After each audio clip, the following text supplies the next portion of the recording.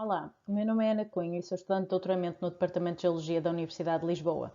No âmbito da minha tese, estou a estudar a evolução dos chapéus do estuário do Sado em diferentes escalas temporais, utilizando várias técnicas, incluindo a interpretação de fotografias aéreas históricas. Nesta apresentação, vou mostrar alguns dos resultados dessa parte do trabalho. A fotointerpretação de fotografias aéreas foi usada pela primeira vez para mapear zonas ecológicas em 1937 e para estudar sapais em 64. Desde os anos 80 que esta ferramenta é utilizada para estudar intervalos temporais longos e identificar tendências plurianuais. Em Portugal, existem fotografias aéreas desde 1940 e, embora estas sejam frequentemente usadas em estudos de erosão costeira, o seu uso em estudos sobre sapais é escasso. Neste trabalho, fotografias aéreas históricas são utilizadas para estudar os sapais do estuário do Sado, com o objetivo de identificar as tendências de evolução dos sapais da Restinga de Troia desde os anos 40, tanto em termos de área total e de fragmentação de habitat. Identificar o impacto da geomorfologia nessas tendências e relacioná-las com as mudanças de uso do solo e subida do nível do mar. O estuário do Sado é um estuário mediterrâneo situado 40 km a sul de Lisboa e é o segundo maior estuário do país, com uma superfície de cerca de 240 km². Do ponto de vista geomorfológico, o Sado é um estuário de barreira, separado do mar por uma longa restinga de areia, a Restinga de Troia. A área intertidal corresponde a 40% da área total do estuário e os sapais ocupam 8% das margens. Os sapais estudados neste trabalho distribuem-se pelo interior da Restinga de Troia e diferem em termos de tamanho, elevação e tipologia geomorfológica. As fotografias aéreas utilizadas foram adquiridas no Centro de Informação Geoespacial do Exército e os ortofotomapas a partir de 2004 estão disponíveis online gratuitamente. No ArcGIS Pro, as fotografias foram georreferenciadas por backstepping, utilizando a transformação spline e uma média de 20 pontos de controle. Os esboços geomorfológicos do sapal foram criados manualmente e os mapas de diferenças foram produzidos sobrepondo os polígonos dos anos sequenciais e entre os polígonos da primeira e da última foto disponíveis. No estudo das fotografias, observa-se que todos os sapais, exceto CTN e COMP-S, perdem parte da sua área total, entre os 10% e os 39%. Estas perdas são explicadas em grande parte pelo desaparecimento das pequenas ilhas de sapal em frente ao corpo principal. No caso dos sapais MCS e COMP-N, o sapal principal também sofre perdas significativas após o desaparecimento das ilhas.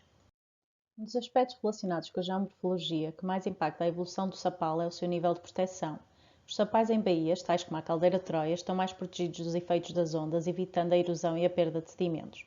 Sapais em costa aberta ou em franja são mais suscetíveis ao recuo da borda do sapal, embora as ilhas do sapal à frente da unidade continental possam ajudar a protegê-los. A importância do papel de proteção das ilhas é clara na evolução das áreas MCN, MCS e COMP-N. No início do período de estudo, existiam ilhas de sapal nas três áreas, embora de tamanhos, formas e distribuição diferentes. Após os anos 2000, as ilhas em MCS e COMP-N são quase inexistentes e a partir dessa altura a erosão do bordo do sapal aumenta. Pelo contrário, em MCN, apesar da redução significativa, ainda existem algumas ilhas no final do período de estudo e a unidade principal está estável. No entanto, é possível que as alterações observadas sejam apenas o início do processo e que no futuro as ilhas de MCN desapareçam e o corpo principal também comece a sofrer erosão.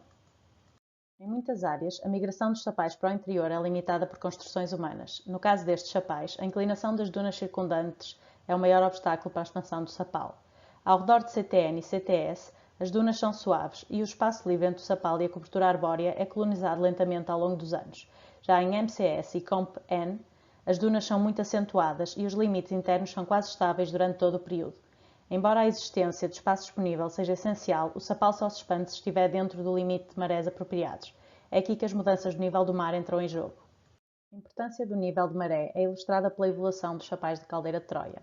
Embora ambos possuam espaços de acomodação, os declives de CTS são ligeiramente mais elevados e só puderam ser colonizados com a subida do nível do mar. Embora seja necessária para a colonização, a elevação do nível do mar também pode afetar negativamente os sapais, causando perdas de área por afogamento e fragmentação.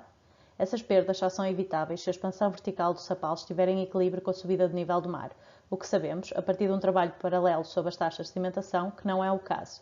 Mais ainda, a subida do nível do mar pode alterar a hidrodinâmica local, causando um aumento da erosão devido ao aumento da atividade das ondas. No estuário do Sado, a atividade antropogénica que afeta os sapais mais diretamente é a agricultura. Através da construção de muros de contenção e comportas, é possível controlar as marés e transformar áreas de sapal em campos agrícolas, em salinas e aquaculturas. Ao redor destes muros podem formar-se diferentes tipos de sapais. O sapal de COMP-S é um bom exemplo de um sapal recuperado. ou seja, uma área afetada pela atividade agrícola que conseguiu recuperar naturalmente e de forma bem-sucedida fora da área do dique. Na Carrasqueira, uma zona próxima à área de estudo, acontece o contrário. Esta área seria qualificada como um sapal erudido, uma área ao redor do muro onde há fragmentação significativa e perda permanente do sapal. O mesmo é verdade noutras áreas do estuário do Sado, onde a indústria do sal e do arroz são comuns. Neste estudo, verificou-se que a maioria das alterações observadas nos sapais da Restinga de Troia são negativas, havendo perdas em todas as áreas de sapal, exceto CTN e COMP-S. Não é possível, a partir destes resultados, concluir definitivamente se algum dos fatores considerados domina sobre os outros, embora seja enfatizada a complexidade destes sistemas. Uma das conclusões mais importantes deste estudo foi que as fotografias aéreas históricas existentes para a costa portuguesa, embora não tenham sido tiradas com esse propósito, têm qualidade suficiente para serem utilizadas no estudo dos sapais. A informação obtida neste tipo de estudos pode, por sua vez, suportar os modelos de projeção essenciais para o desenvolvimento de políticas de conservação eficazes. Finalmente, gostaria de agradecer à FCT, ao Instituto Dom Luís e ao Projeto Climage pela possibilidade de desenvolver este trabalho. Obrigada pela vossa atenção.